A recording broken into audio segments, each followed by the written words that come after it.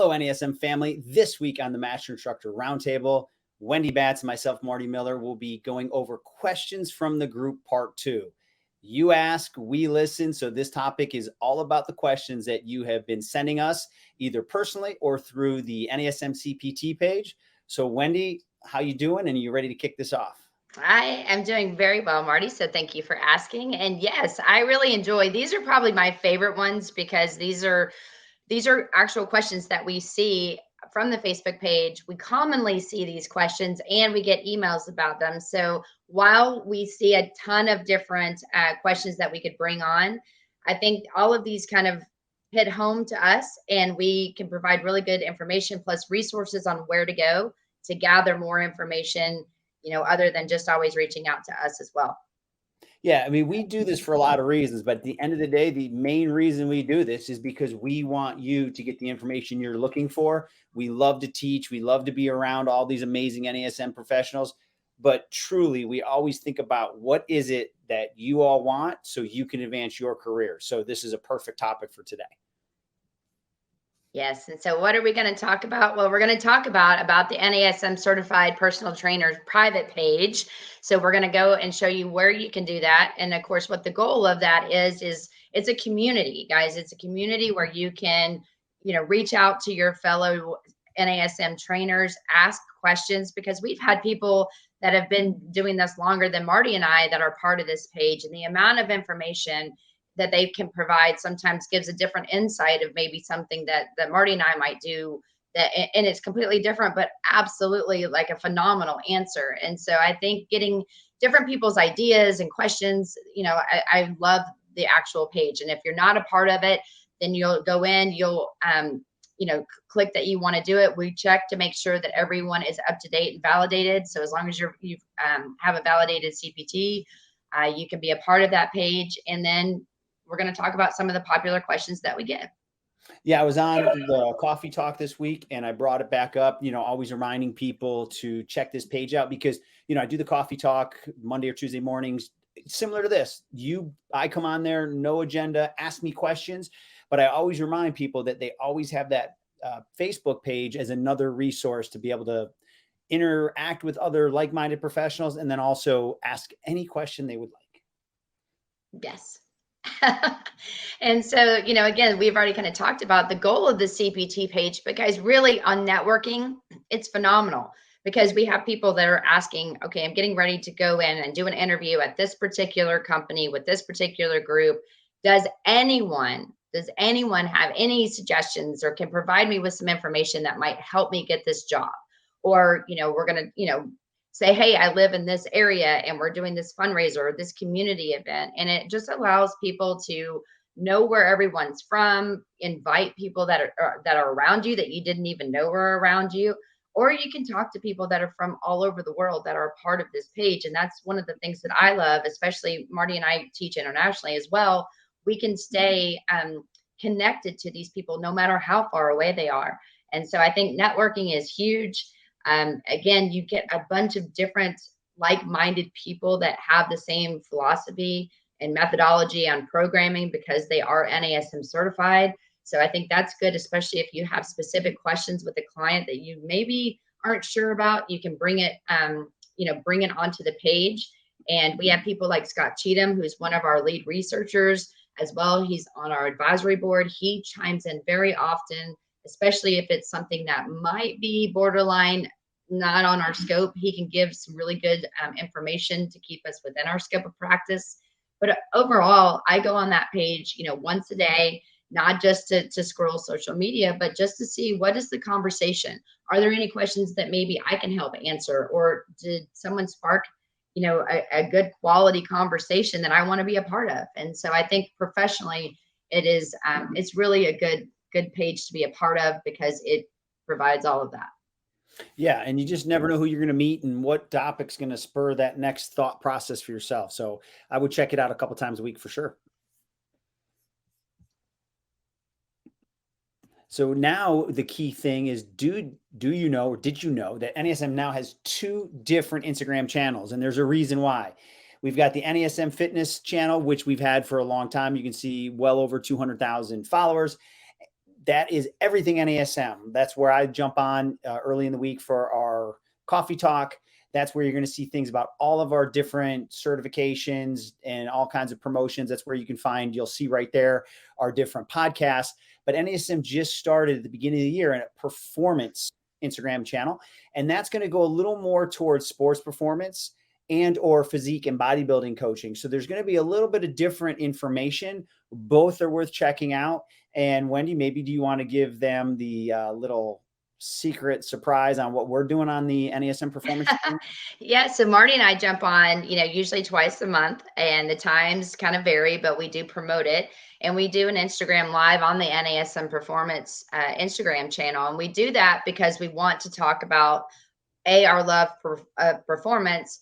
But, when we're talking about performance, it's not just the performance enhancement specialist or the PES that we go into. So it's not just about phases 5 and 6, or depending if you're old school, maybe 5, 6, and 7, or just even 6 and 7, which is really working with professional athletes at the highest level. This is really all inclusive, where we really bring in some researchers such as Guillermo Escalante. He was one of our lead subject matter experts for the physique and bodybuilding course that just launched with NASM at Optima last year. And he does something where he gets on live and he brings up research, and it's called Beyond the Abstract. And so he's going in, looking at an abstract, looking at a research article, and breaking down components of whether it's a really good article or not, and ways that we can kind of help decipher, what are some of the strategies we should maybe include with some of these, higher level athletes. We really talk a lot about coaching. We have really good videos about how to integrate some of these different types of supersets, or how to work with, speed, agility, and quickness in different aspects and ways. So they've done a phenomenal job with this channel, I think, because it is still part of NASM. We're all integrated. We have fitness, but we want to really bring in a different type of audience as well on the performance side. So I do it, and I love it being a part of both, because it allows me to really focus on my fitness questions and content and learning more on that aspect, but then taking it to a little different, community of thinking on the performance side as well. Yeah, they're both definitely things that you want to follow for different reasons, but you'll see the synergy between them because it is still all NASM, which would be the entirety of the OPT model. All right. Here we go. Question one. So today on the Master Instructor Roundtable, Marty Miller and myself, Wendy Batts, are talking about questions from the group. So far, we've really just gone over, if you're not a part of the NASM CPT community page, you really want to be a part of that. And 2, be a part of both of our Instagram pages. I think you're going to learn a ton. Plus, we do a lot of lives. Marty and I are live. We're going to have Andy Hanley comes on and does some live, and just mentioned our researchers that are also a part of that too. So Guillermo. And, but these are questions that we actually pulled from the CPT page. And this is one Marty and I get all the time. So Marty, I'm going to ask you this question because I know we have the same answer, but getting ab definition. All right. Is it food? Is it exercise? Is it genetics? Is it all of it? Or is there a difference between a male and a female? Is there any difference? Yes. Okay. Question 2. No. And mic drop. Now, so everybody has a 6-pack somewhere. It's just, where is it? Right. And, the reason I say that is abdominals, everybody, if you get rid of all of the visceral fat that somebody's carrying, it could be a lot, it could be a little, everyone has the same muscles. And if you get to that layer, they're going to look quote unquote ripped. So a lot of different factors. We didn't even put age in, right? As we age, our body tends to want to store a little more body fat. So there's so many different ways to attack it. But first and foremost is, pick the right parents, right? Genetically, if you tend to be leaner, that's going to help you. It's not one specific exercise over another that's going to get those muscles to pop out. It's what is your overall body fat is the first overarching part. Now, there are people that their natural body fat, even when they're exercising and doing everything they can with their diet, might be 15, 17% for a male. Probably not going to see the same definition as somebody who would naturally be able to carry around 8 or 9% body fat or even lower. Same thing with females. on the spectrum, females, their body wants to hold more body fat because they're responsible for birth. Like, it's a huge responsibility that males don't have. So their body would have a propensity to store more body fat. Now, there are, again, within the spectrum, there's going to be women who tend to be a little leaner, especially if they're playing sports. But sometimes if they get too lean, then they have to worry about their menstrual cycle. So there's different effects that you have to worry about that. But the key thing is to be healthy, to go through the entire model, to have great core stability, then core strength, then core power. Then you have to look at your goals. Is your goal to get leaner? Well, that's why we have the physique and bodybuilding coach course. That's also why we have the certified nutrition coach and the sport nutrition coach, so you can maximize your benefits. And maybe you're just doing something that you don't even realize that maybe having you store a little extra body fat. So, there's going to be a lot of things to it, but having ripped abs doesn't mean that you have strong abs or stable abs. What I'm saying by that is I've seen people who are shredded, but they can't hold a plank properly for more than 5 seconds.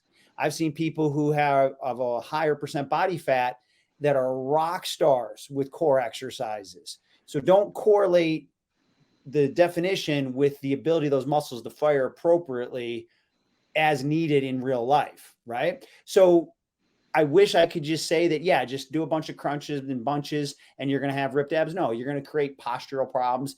And a crunch doesn't burn as many calories as a kettlebell swing or, a walking lunge with rotation, depending on what phase of training you're in. So long answer, but hopefully I covered the majority of it there, Wendy. So you're saying if I did 500 crunches a day, I wouldn't have ripped abs, Marty? Well, if you starved yourself simultaneously, potentially, but it's not just because of the crunches. Yeah. And guys, again, flexion and extension, you're going to use your rectus abdominis, and that's pretty much what we're doing. But think about the core. There's approximately 29 muscles that attach to the spine, and you need to make sure that those are nice and stable and strong. So when you do start adding some of these different movement patterns that you're typically doing for your quote abs, that your spine and your body is ready for that. Because if not, you can start to get herniated discs, low back pain. Because think about the psoas muscle itself. If you're just keeping your legs bent and then you start crunching, that psoas muscle attaches to all your lumbar spine as well as flexes the hip. So when you're doing that, you're really putting a lot of stress and strain on that. So when you get up, if you already have a low back arch, you're actually putting that in more of an overactive position that could lead to bigger problems down the road. Well said. Thanks. All right. Question 2. So Marty, I'm going to read the questions. I like your answer. So I'm just going to be the host, and then you can be my interviewer. How about that?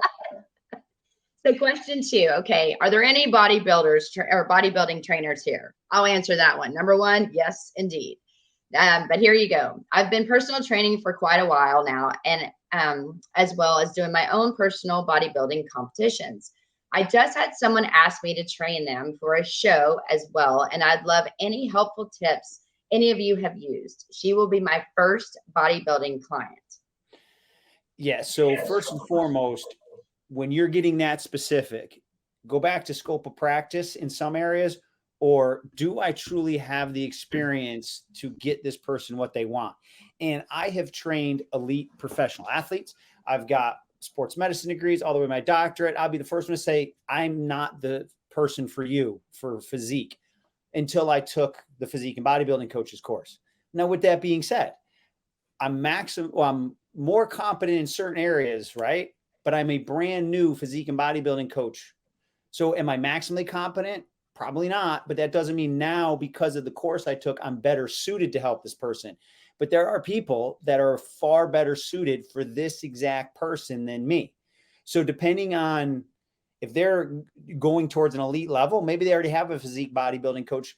Me understanding what they're trying to do, but having a sports medicine, corrective exercise background can add value to them to prevent them from getting injured.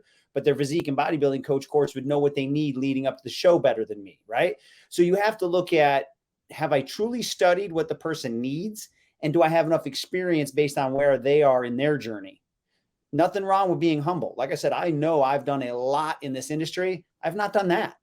I'm new. I'm a brand new person to this certification. I would not take on this type of client. It wouldn't be fair to them. But if this was a passion of mine, I now am ready to start my journey at becoming better at a physique and bodybuilding coach. Yes. And I will say, I mean, I've trained someone to get them prepared for competition. And, you really want to think about what it is that's going to make them successful. And then what type of physique or bodybuilding type of competition you're putting them in. And what I mean by that is you've got, bikini, and you've got, I can't even think of the different ones, but, each one, they're looking for a different look. And what I did with the client that I worked with was I got them physically ready. However, they had a specific coach, the posing coach, and the different things that you're going to need to be successful. What they needed to wear. I learned how to bronze my first person, which y'all, I mean, that I had to take a lesson on that to make sure that they looked phenomenal throughout. But it wasn't something that I wanted to do again. I wanted to do it once to say that I did, but symmetry is very important. And that's what brings us back to the OPT model. Having that foundation, we were able to really work on compensations. So therefore, when we started lifting heavy and getting them into truly a phase 4, to really work on, phase 3 and 4, hypertrophy and muscular development, with what I knew. And then they worked with a special nutritionist to make sure. And then this coach understanding the peaks of, the peak week. So the week prior to actual competition, all of that is very important. If you do have questions though, we have a tremendous amount of people that are on this CPT page that can help you. Andre Adams is one of our subject matter experts that is also on this page. I think he actually chimed in and answered these questions as well and provided tips. So we are very fortunate for the people that we have a part of our community that can provide specific answers to specific questions. But if you're just looking in general, as Marty said, this physique and bodybuilding coach course that was just launched is absolutely phenomenal and have some of the best researchers behind the content that was provided. Yeah, that's where, surrounding yourself with people that, can help raise your knowledge level is critical. Excellent. All right. So question number 3.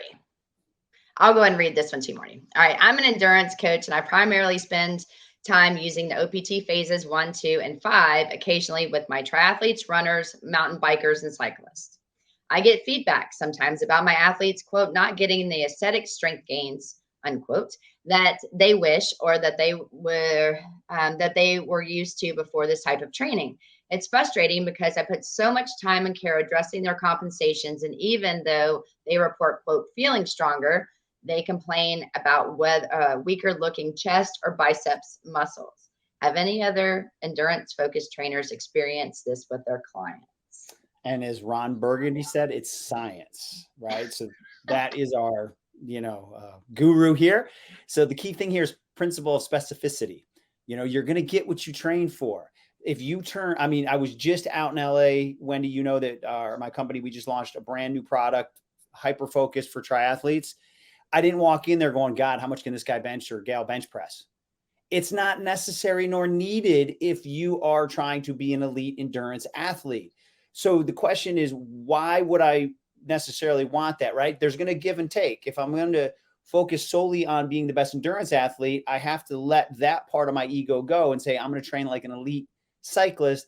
And because of the amount of calories I'm burning and the things I'm doing, I may not look the same as if I was in a different phase of training, but it's what's more important to you, right? Is it what you look like when you're off the bike or not running? Or is it more important that you're running and cycling without injury?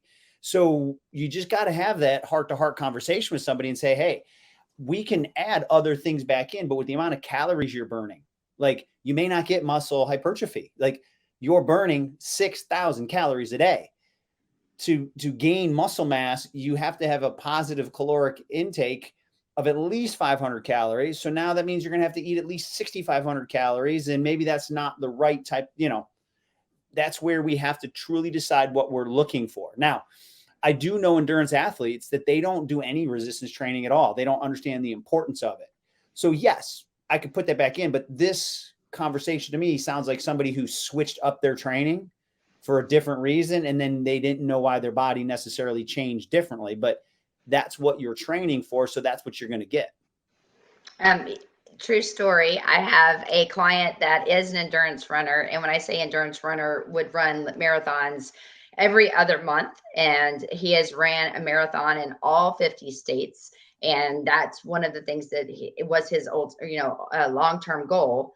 And he started to break down. He did not do any type of actual training with, working on alignment. And so when he came and saw me, there was a lot of things that we noticed compensation wise because of the repetitive movement patterns. Guys, remember, endurance runners, they're going to have a lot of compensations. And if you can better align them and work on the muscles that are underactive, that are causing certain compensations, for example, overactivity at the calves, if we start to realign the body, they're going to be able to go a lot longer because their body isn't, utilizing as much. We're not stressing the joints. So they can go longer, they feel better, and they're able to run even faster. One of the comments that I got once he started working with me is, "Oh my goodness, my glutes are so sore." He didn't say glutes, but we're going to say glutes for the sake of this power or webinar. But one of the things is it was the first time he really got his glutes firing, and he could feel them when he ran, and he ran a lot longer, and he started to feel better, and he came back with low back pain because he had overactive hips and underactive glutes. Shocker with a runner. That's a very common compensation. And so the thing is to Marty's point, if you want to look a certain way, you want to be able to do that. Yes. Can you as the trainer make that happen? You can. Caloric intake going to be super important. You have to have those conversations of what's more important, because as they also put on size, they're probably going to put on weight, and then they're going to have to utilize, more energy as they're running, and they may not be able to go as far. So there are a lot of different components, as Marty just said, to think about, because you have to understand what is the goal. And at that point, I think what you're doing, if you're doing 1, 2, and 5, I think you're actually doing things correctly. Maybe, go through the phases and undulate a little bit more, and you might be a little more successful if you are still hearing complaints. But in my opinion, you're doing everything right. And as Ron Burgundy says, we'll just follow that science. It's science. All right. Well, I've been reading them, so I'm just going to keep on going here. So question number 4, this is going to be the last question, because again, we could talk about this stuff all day, but I work for the military. So first of all, the military, I hold very deep in my heart. So thank you for that. So I have a ton of credentials and work for a measly hourly wage: PT, group, pre and postnatal, prehab, FNS, FCS, yoga, USA, weightlifting coach, a number of group certs and Navy required certifications, etc. So it sounds like you've done an amazing job on your education. So kudos to you. Okay, so here's the question. I've had a few people I've helped outside along the years, but never knew what to charge when they asked, and I don't know where to put myself regarding my training. What's the best way to determine this fairly without being over the top? I know I should know my worth, Marty, because that's what you're going to say. But I really don't, because I don't work out in the community, and the military literally gets free sessions from me and programs and all the support they need, while I get paid by a budget built by Congress. So how can I gauge my experience overall with a comparison of the hourly worth? Okay, so first and foremost, what I would do is I would do kind of an analysis of the area, right? Call the 5 or 10 places you'd aspire to work at and see what they're charging. Call a couple other personal trainers that might be doing home training and see what they're charging. You should be able to graph it and see kind of a standard in the industry for your area, right? I live in Southeast Florida, Palm Beach area, so it's a higher cost of living and there's a more discretionary income. So it's not uncommon for people to charge $150 an hour or more. Now, that's not saying that they get to keep all that, but that's kind of a baseline, right? In private country clubs, it might only be $85 or $90 because the club doesn't need to make as much money off those services because they have a high membership. So you start to figure out kind of like, okay, here's kind of the range. Then from there, you have to look at where you're at in your career, and also, what your, in a sense, what your bottom hourly rate should be. For example, I know right now what that number is, as busy as I am. If somebody calls me, I'm not even putting myself out there if it didn't reach this number. So if you're newer to this, you may say, okay, what's the minimum I feel that my time's worth? And now that I've tracked what the area industry is showing, am I a lot lower than what the industry is showing? Or am I maybe even a little bit higher, like my time's worth more? But at least you can kind of get a gauge in that realm. Then from there, you know what you're worth? You're worth what someone's willing to pay you. So if you are incredibly good and you're doing everything correct and they enjoy you and you're reliable and they're seeing results, you might be able to charge even more than what's in your area because they see your value and they don't want to let you go. So I can't give you an exact number because we'd have to do that analysis of your area. It's just like buying a house, right? A 4-bedroom house in Palm Beach Gardens, Florida, where I live, is going to be totally different than if I was in the middle of Ohio. But so would my earning potential. So, in taxes. So you got to kind of figure all of that out. But at the end, when you get a rough number, start to see where you feel like, oh my God, if I got that, I'd be excited. Or wow, if I got that, that's not enough for me. Then you have to kind of be creative and figure out how you can get more than what the average is in that area. Yeah, and I'm going to piggyback on that. The analysis is super important for sure, because you have to be competitive. You don't want to be over the top. Like if the average is, to your point, Marty, 85, and then you say, I'm going to charge 150, what's going to differentiate you from somebody else that puts you that far above everyone else? Now, you do have a lot of credentials. You do have a lot of really good education behind your belt. But just because you have those certifications, are you really using them? I think that's the second part. How comfortable are you in every one of those silos that you just listed? And then you have to think too, are you working out of your home? If you have to rent a space, if so, what does that space cost? And if you're only going to have one or two, is it worth it?